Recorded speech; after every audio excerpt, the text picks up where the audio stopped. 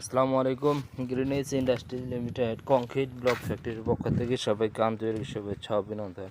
আলহামদুলিল্লাহ, আমাদের কংক্রিট হলো ব্লক কিন্তু শতভাগ কোয়ালিটি সম্পন্ন, যা স্ক্রিনে দেখতেই পারছেন। আমরা কিন্তু মোটা সিলেকশন ভালো বুজুরি পাথর 1/2 ইঞ্চি পাথরে কিন্তু আমরা ইউজ করেছি। এটাতে ইউজ করা হয়েছে